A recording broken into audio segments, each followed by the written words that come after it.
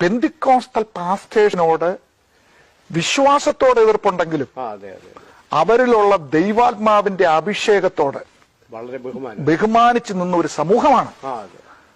എന്നാൽ ഇന്ന് നേരെ തിരിച്ചാണ്. അവിടെയാണ് ഞാൻ ഈ IPCയുടെ ഈ അടിയും, IPC എന്നല്ല, പെന്തിക്കോസ്റ്റൽ പ്രസ്ഥാനത്തിന് മൊത്തം ഈ പാനലുകളെയും വോട്ടിന് വേണ്ടി അമേരിക്കയിലും ഗൾഫിലുമുള്ള ദൈവമക്കളിൽ നിന്ന് സുവിശേഷ വേലയുടെ പേര് പറഞ്ഞു കൊണ്ടുപോയി എന്ന പൈസ അല്ലാതെ നമ്മുടെ കുടുംബത്തിൽ നിന്നും കൊണ്ടുവന്നൊന്നുമല്ല.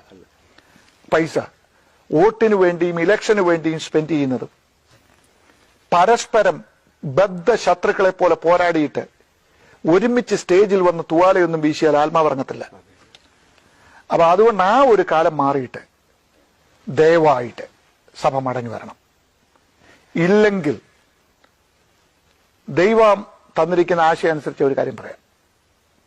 ഒരു കത്തോലിക്ക സഭ ദൈവത്തിന്റെ ശുശ്രൂഷ ചെയ്യാതെ പൊളിറ്റിക്സ് കളിച്ച് മടുത്തെങ്കിൽ അതിൽ നിന്ന് ഒരു മാർട്ടിൻ ലൂതറിനെ ദൈവം എഴുന്നേൽപ്പിക്കും.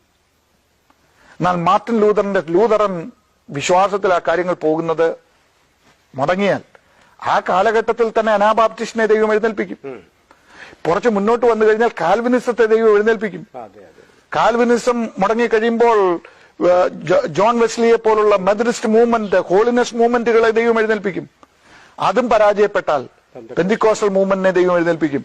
ചരിത്രം നമ്മെ പഠിപ്പിക്കുന്നത് പെന്തിക്കോസ്റ്റ് മൂവ്മെന്റ് ഒരു പൊളിറ്റിക്കൽ ഇൻസ്റ്റിറ്റ്യൂഷനായി മാറിക്കഴിഞ്ഞാൽ അതിനെയും ദൈവം തള്ളിയിട്ട് ദൈവാത്മാവുള്ള മറ്റൊരു വ്യക്തിയെ ദൈവം എഴുന്നേൽപ്പിക്കും. അതിന്റെ കാരണം ഒരു പ്രസ്ഥാനത്തിന്റെയും കീഴിൽ ദൈവപ്രവൃത്തിയെ ദൈവം അടിയറ വെച്ചിട്ടില്ല. ദൈവത്തിന്റെ പ്രവൃത്തി നിന്നു പോകാനും പറ്റത്തില്ല. അതുകൊണ്ട് തന്നെ അതിനു മുൻപേ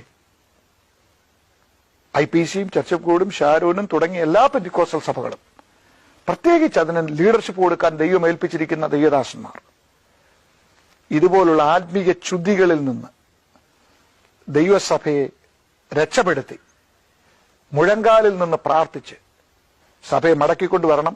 ഇപ്പോഴുള്ള സഭയുടെ ഈ അന്ധകാരമായ ഈ കാലഘട്ടത്തിന് ഒരറുതി വരുത്തണമെങ്കിൽ പ്രാർത്ഥിക്കുന്ന ദൈവാത്മാവുള്ള അഭിഷേകമുള്ള യേശുതമ്പുരാനോടും കർത്താവിന്റെ രാജ്യത്തോടും യേശുതമ്പുരാന്റെ രക്തം ചിന്തി വിലക്ക് വാങ്ങിച്ച ദൈവസഭയോടും കടപ്പാടുള്ളവർ വരണം.